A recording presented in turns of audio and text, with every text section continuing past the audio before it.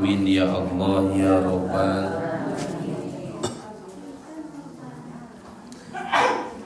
Bismillahirrahmanirrahim. Mangga. Bismillahirrahmanirrahim. Hukia parantos dicarioskeun. An-Nasibliyu sanyana Imam Sibli rahimahullahu rahima muga mikarido turmikanya ka itu Sibli saha Allahu Gusti Allah khodima anu parantos ngaladen itu Imam Sibli arba'amiatin ka 40 ustadin pirang-pirang guru waqala sareng nyarios Imam Sibli qara'tu parantos maca kuring arba'ata alafi hadisin kana 4.000 hadis summa ihtartu tuluy milih kuring minha tina 4.000 hadis teh hadisan wahidan kana hiji hadis wa amiltu sareng ngamalkeun kuring bihi kana itu hadis nu hiji wa khallaitu sareng ngosongkeun kuring ma kana perkara siwahu salianti hadis anu sahiji li'anni karna sanyana kuring ta'ammaltu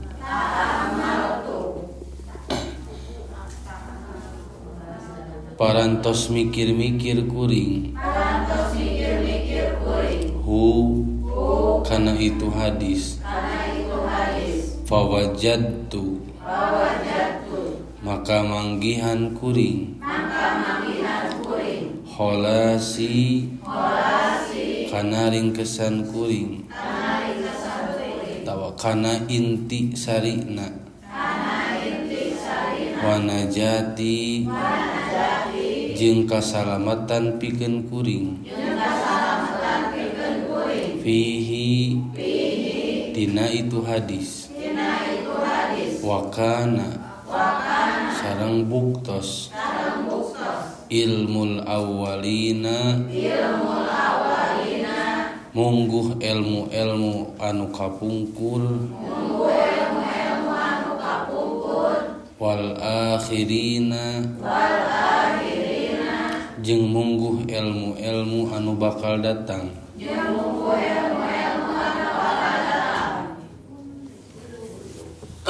kulluhu arisa kabehna naon teh Bu kan mundarijan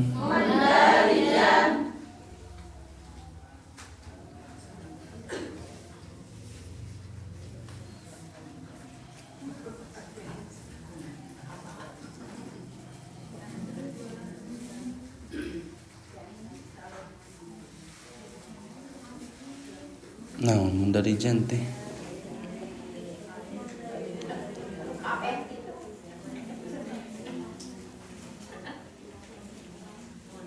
kulluhu sakabehna eta mundarijan budak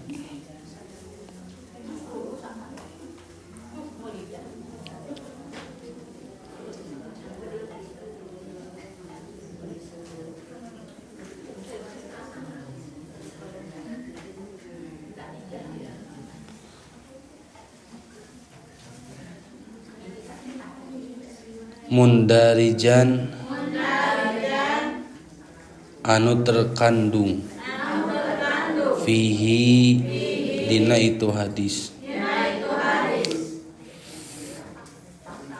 Naon teh faktafaitu teras ngerasa cukup kuring bihi ku itu hadis wadalika sarengnya kitu deui anna Rasulullah saestuna Rasulullah sallallahu alaihi wasallam qala eta ngadawuh Rasul li ba'di ashabihi kasapalih sahabatna. Ieu hadis anu dicekel ku Imam Syibli. Ikmal kudu beramal anjeun atanapi pek beramal anjeun li dunyaka pikeun urusan dunia anjeun bi qadri maqamika saukuran anjeun cicing di dunia piha tegasna hirup di dunia wa'mal jeung pek pigawe ku anjeun di akhiratika pikeun akhirat anjeun bi qadri baqaika ku saukuran cicing anjeun ku saukuran cicing anjeun fiha dina itu akhirat wa'mal jeung sok pigawe ku anjeun lillahi mungguh Allah pikeun Gusti Allah bi qadri hajatika ku saukuran bubutuh anjeun ilaihi ka Gusti Allah wa'mal jeung pek pigawe ku anjeun linnari pikeun neraka anjeun bi qadri sabrika ku saukuran sabar anjeun alaiha cicingna dina itu neraka.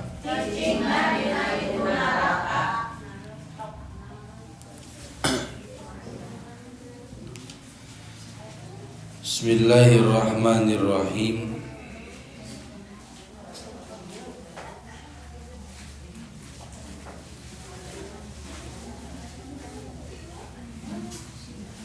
Para ibu sadayana masih dina pembahasan ciri-ciri jalma anu suluk. Naon cenah Bu? Ciri-ciri jalmi anu suluk. Lain suluh mah di dapur. Naon ari suluk teh? Suluk teh tina salaka. Salak suluk salaki ari salaka teh salik teh jalma anu nuju nyukcruk perjalanan menggapai ridho Allah. Jadi salaka teh lempang di jalan berjalan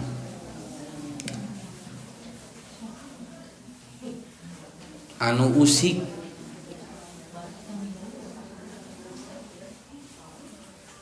Salikun isim fa'ilna berarti jalmana. Salik teh jalma anu keur nyucruk nyuprih jalan ridho Allah. Lamun suluk mah sifat.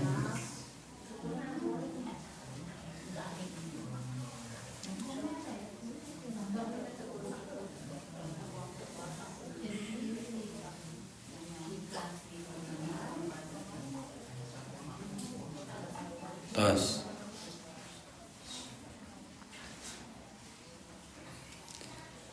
disaurkeun saur Imam Ahmad bin Muhammad Al-Ghazali teh aya opat kawajiban pikeun jalma anu aya dina jalur kasulukan.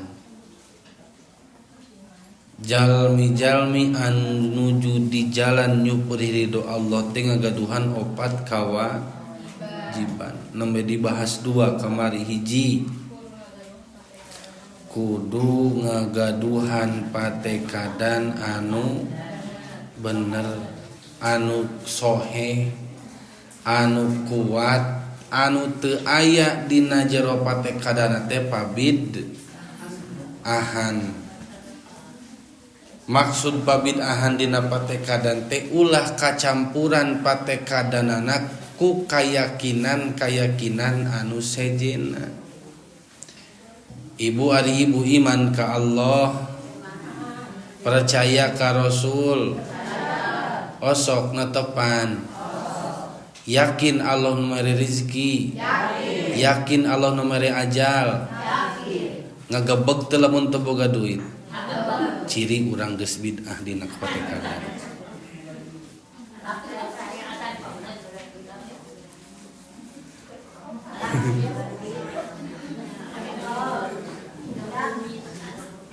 Ibu teh ongko ibu iman ka Allah iman. Atawa tuh daya tawa kebutuhan urang diwajarkeun. Da urang keur cicing hirup di dunia.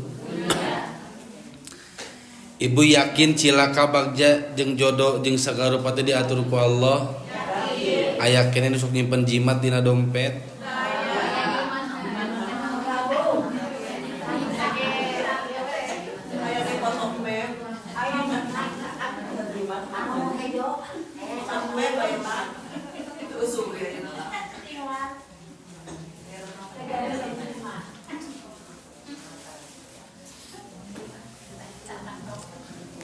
Ada iman tips yang ibu-ibu lamun rek masang foto ibu dina dompet salaki ulah nu geulis tapi nu keur molotot.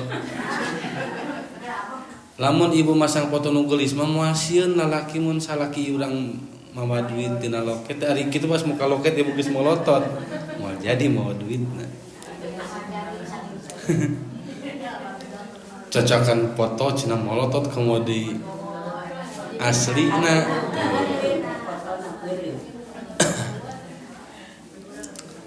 Maksud pabid'ahan dina patekadan teh teu aya niat jeung teu aya kabuktian hate jeung iman urang ngaduakeun Gusti kunaon bae perkara bi ai syai'in. Boh ibu terlalu ngadewa-dewakeun kana artos aya nu kitu aya. Atawa boga naon babandaan cecapengan sapertikeun Ali boga yakin lamun urang mawa Ali eta bakal salamet atawa matak pede anu lamun urang ini teu make Ali eta matak naon matak teu pede matak cilaka ta urang geus tatagenan kana barang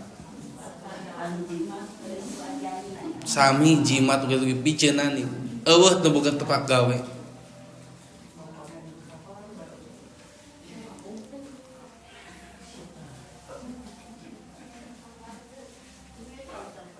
Ini kita cenah aya isim, tinggal heula ibu isim aya ilmu na ngadamel isim teh. Sim kuring ge gaduh rencangan anu sok ngadamelan isim. Ngan nya ditinggal heula tulisanana, lamun tulisanana teu puguh make angka itu kade. ngalamun suratanana jelas isina doa, isina lebetanana naon sae bari lain pajangkeuneun tapi amalkeuneun. Nu jadi salah teh kieu isina mah doa, lebetna mah ayat Al-Qur'an, dan dibaca henteu, diamalkeun henteu, ditilepan, diselipkeun dina loket eta nu matak jadi pamusyrikan mah. Atawa ditempelkeun dina panto ari dibaca tara. Pok we boga kayakinan matak nyusir ka jurig, ti ira jurig sieun ku kertas. Lain seuri mikir.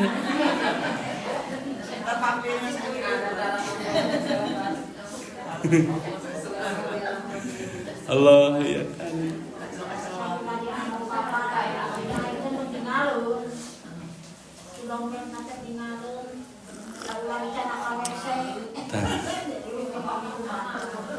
Naon cenah Bu patekadan anu kuat anu bersih tina pamusyrikan.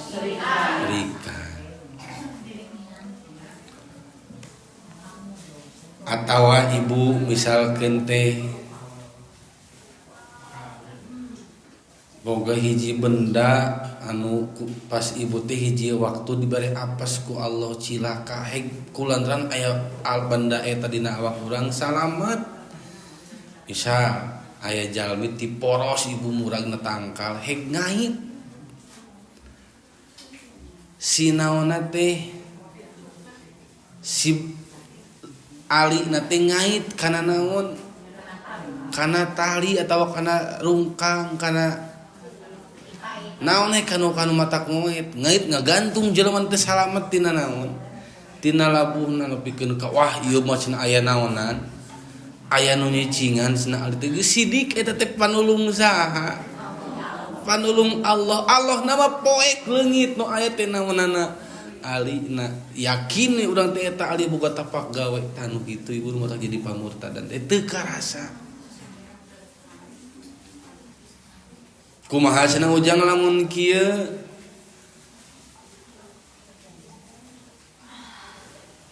Euceuk kamari mah euceuk kunaon teu ngaos nyeri waos ieu abi kamari ku obat ieu cager. Kumaha eta? Matak jadi musyrik henteu sapeda urang boga kayakinan ieu obat matak nyageurkeun henteu eta mah ibu. Naon sababna?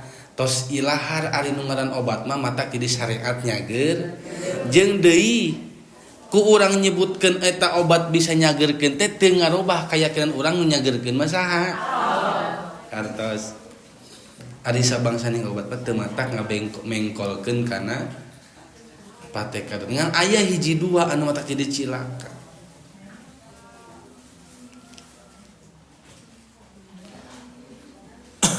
Terus dua kewajiban pikeun salik teh tobatna tobat nasuha la yarji'u ba'daha ila zalatin moal balik deui kana perkara nu geus pernah dipigawe tina dosa-dosana.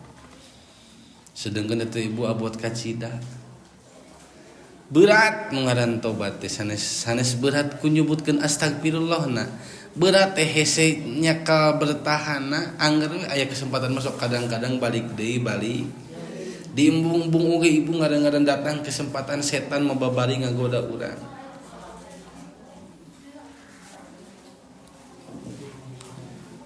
Matak abi bade masihan tips ka ibu-ibu sadayana. Lamun ayeuna urang gaduh keyakinan kejahatan itu adalah kesempatan yang naon? Naon? Kejahatan itu bukan dibuat tapi dengan adanya lamun urang yakin kadinya kejahatan teh sabab aya kesempatan, lain peda aya niat. Berarti atuh kasuksesan oge lain peda ukur ku niat. Tapi kasuksesan teh ayana niat jeung kesempatan sarua wae. Tinggal milih urang rek sukses atau rek jahat sakitu. Dua beres. Nomor katiluna kewajiban pikeun anu menempuh jalan ridho Allah teh istirdaul husumi hatta la yabqali ahadin alaika hakun. Mikarido kasadaya musuh. Mikarido kasadaya musuh sehingga teu aya hiji oge hiji musuh anu aya dina diri anjeun. Sehingga teu aya oge hiji musuh nu nyesa dina diri anjeun. Hartosna lamun aya jalma nu ngewa ka urang tong dibales ku ngewa deui. Lamun aya jalma nu keheul ka urang ulah dibalas ku keheul deui. Muhun eta tantanganana. Pikeun jalma anu nuju mengharap aya dina jalan ridho Allah mah bakal berjuang menghindari hal-hal eta. Di musuhan teu matak milu ngamu, di pikangewa moal malik, di jauhan teu malik ngaja ibu tingali Kangjeng Nabi. Tiap bade angkat ka masjid di Ciduhan, tiap bade berjamaah di halangan, lagu nu nyiduhan jeung nu ngahalangan gering saha nu pangheulana ngalongok.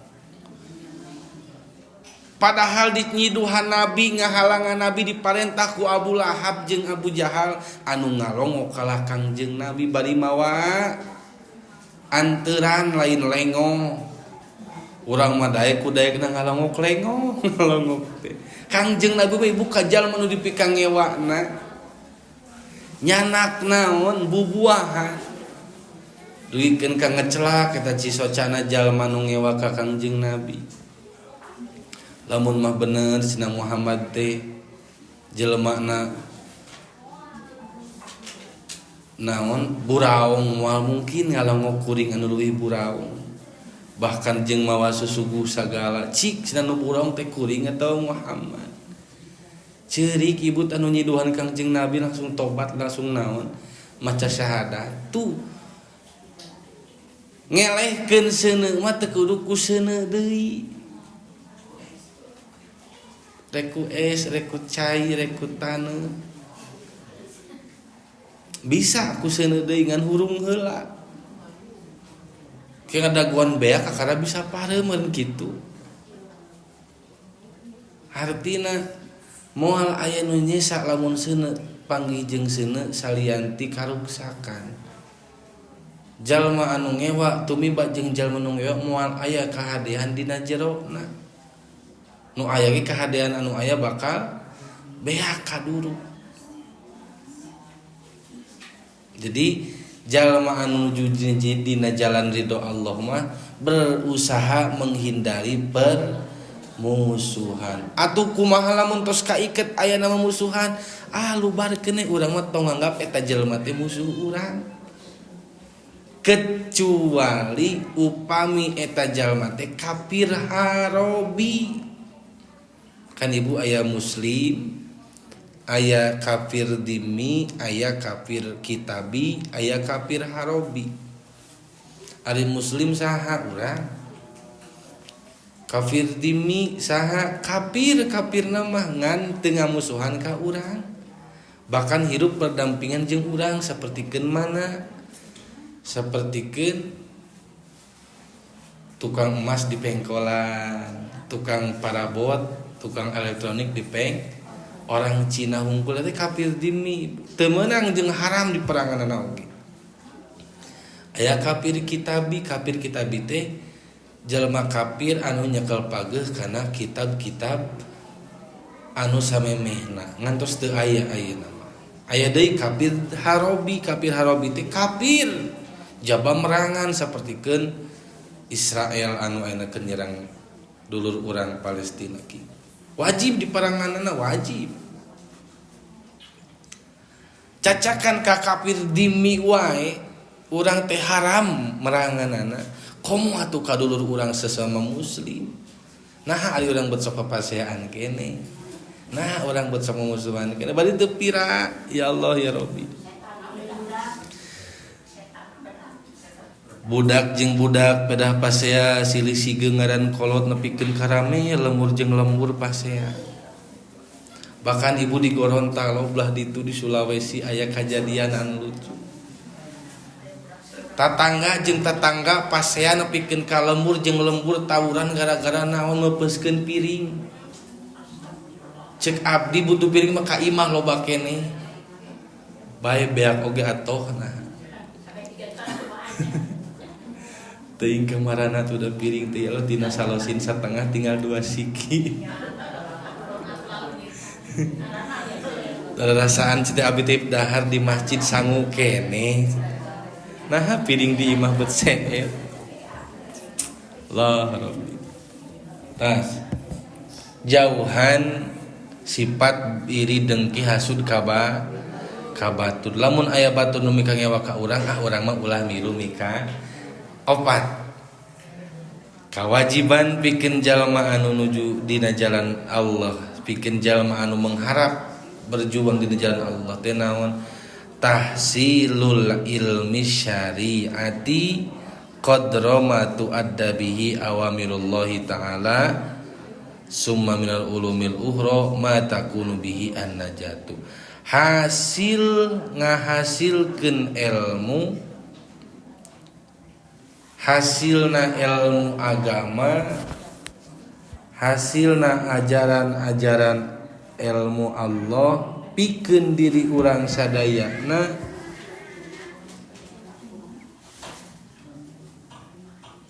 sehingga bisa ngamalkeun, sehingga bisa nyumponan kana pirang-pirang parentahan Allah. Sakitulah gampangna itu panjang teh. Nomor kaopatna kewajiban urang teh naon ibu? Ngaji neangan ilmu sangkan berhasil. Ibu eukeur ngaji nama ye. Ibu nuju ngawasna mah ieu teh urang teh keur neangan syariat agama jang naon? Jang nyumponan parentah-parentah Allah. Eukeur ngajina mah ngan duka saha jeung nu mana nu bakal hasil ngajina. Kudu pahayang-hayang hasil ibu teh.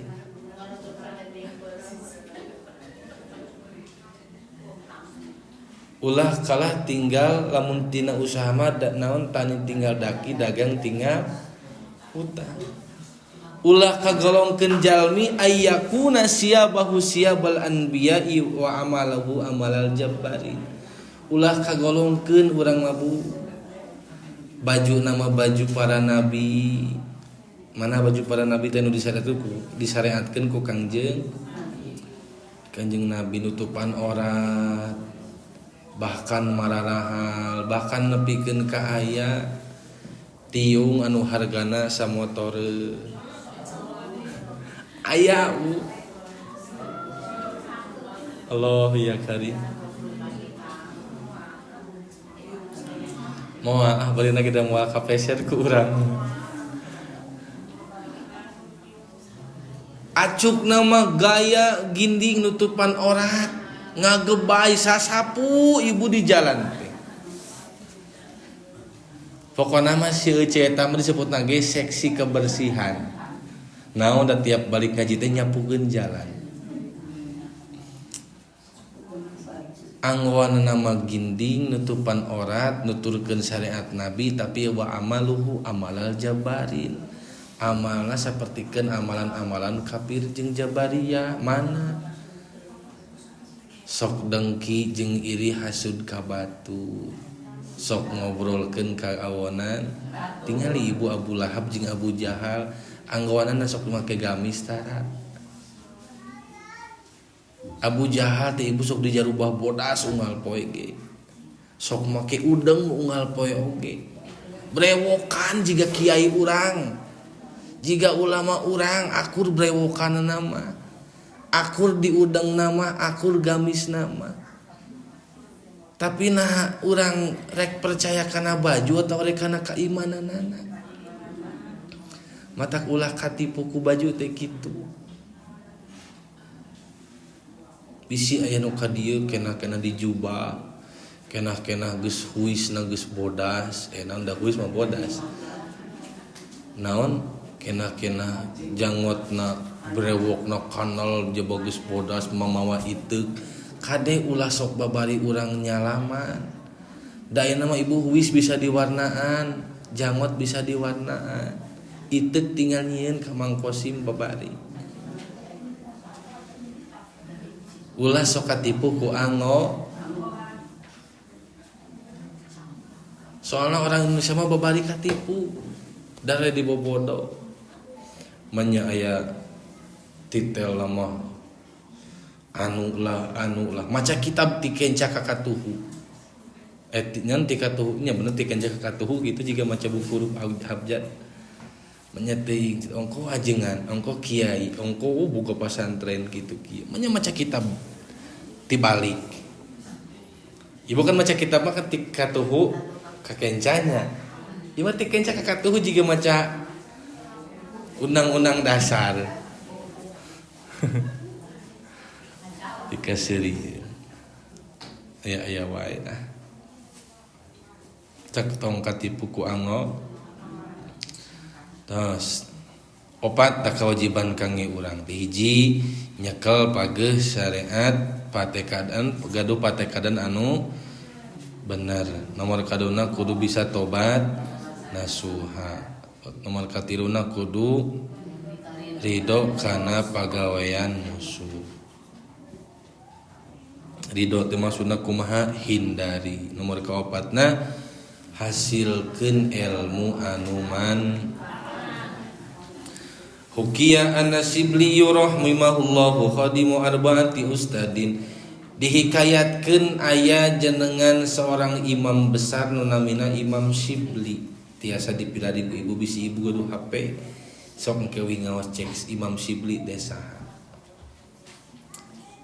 Imam Shibli khadima arba'ami ati ustadin anjeunna teh parantos berguru ka 40 guru. Khadimah teh ngahidmat ibu. Ngahidmat teh berarti ngaladenkeun awakna pikeun ngaji jeung diparentahna naon we ku guruna siap eta ngahidmat. Matak di pasantren mah ibu kudu naon santri teh aya istilah kieu. Aya santri tidak mengaji dugikeun ka sanawi. Beres sanawi mungkin ke sanawi kelas 3 kelas ieu tos mulai naon bisa patrol. Terus mulai berkurang tang ngaji teh. Aya nu mahad ali, aya nu ngahidmat. Aya mahad ali anu langsung terus kuliah, aya oge anu naon. Anu ngahidmat ka pasantren sesuai pangabisana. Aya nu bagian ngadu, aya nu bagian ngangkutan keusik, aya nu ngabagian ngangkutan semen, aya nu bagian balanja, aya nu bagian komputer, aya nu bagian administrasi pasantren. Rupa-rupa ibu bentuk ngahidmat. Aya nu nganter ajengan ka itu ka dieu, aya nu nyupiran, aya nu mencetan, rupa-rupa. Tak tiba heulana aya. Tas Qara'tu arba'i alafin hadisin parantos maca kami saur Imam Shibli kana 40.000 hadis. Imam Shibli tos maca 4.000 hadis. Summa ikhtartu tuluy milih kuring. Teras milih kuring. Tina anu 4.000 hadis teh hadisan wahidan kana hadis anu ibu sakola baheula pernah belajar naon wae matematika perkalian tamat, bahasa Indonesia tulisan ngotret tamat, segala rupa ilmu tamat. Cik ibu nu inget naon wae tambahannya sedang ngapain dipakai ngitung duit. Ngan cenah paling minang dipake mah pengurangan eta tambahan cenah. Da tambahan masa minggu sakali ngurangan unggal poe. Imam Syibli mah tina 4.000 hadis anu ku anjeunna ditalar, dipelajari, dipahami maknana, ngan hiji ibu nu diamalkeun nanas jang hirupna. Anu dicekel pageuh ku Imam Syibli mah ngan hiji hadis Kangjeng Nabi Muhammad sallallahu alaihi wasallam. Kumaha hadisna urang terehkeun.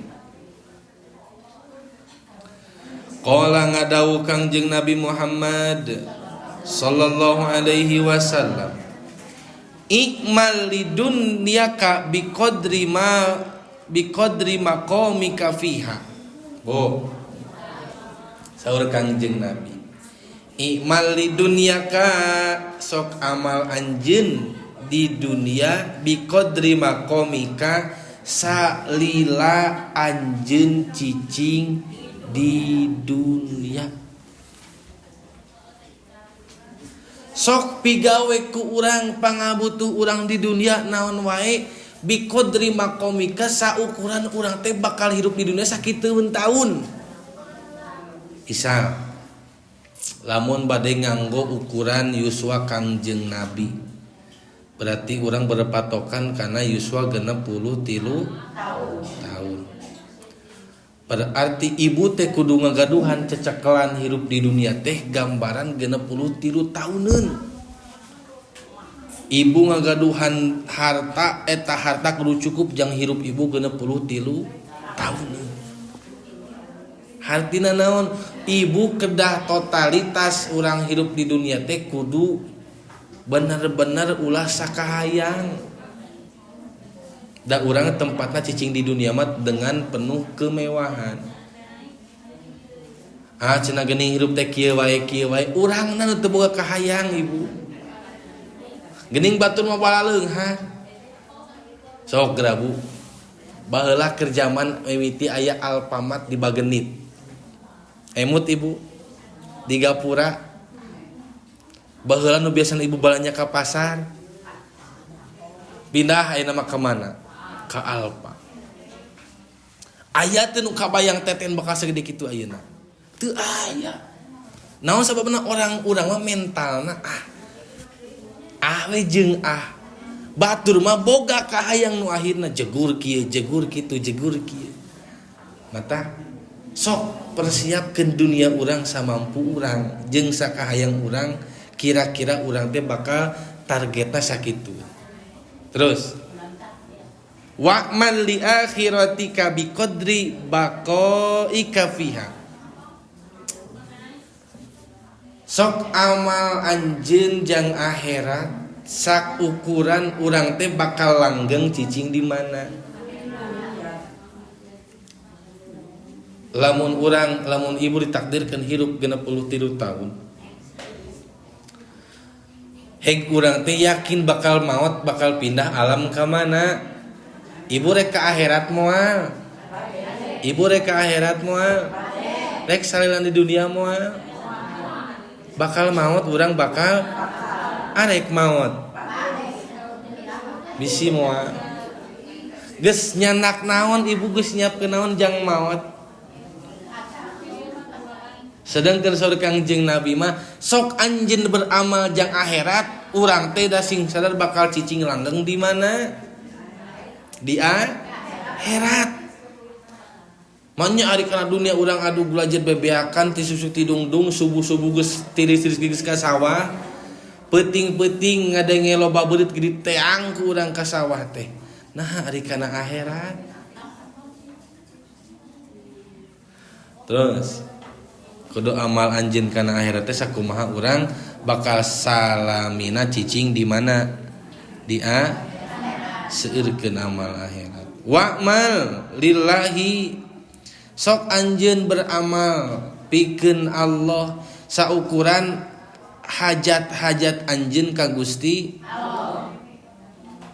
Upami urang ngarasa butuh keneh ka Allah, ibu butuh ku Allah, butuh kana rezeki ti Allah, butuh kana qada qadar Allah.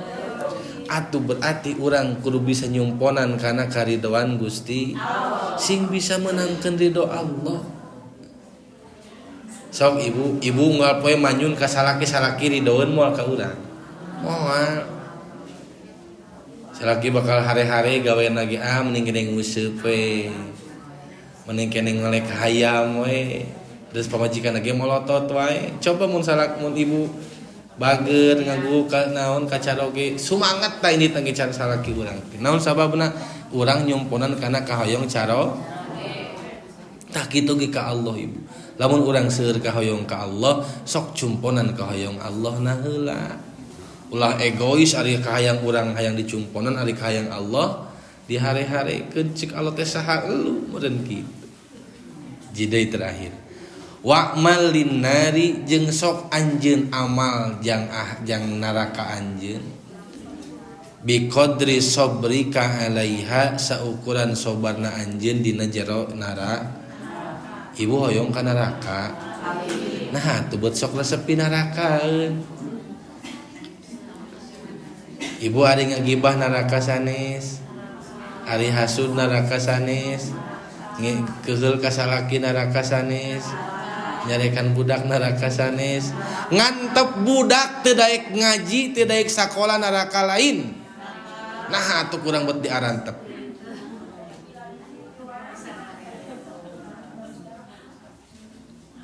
budak teu daek ngaji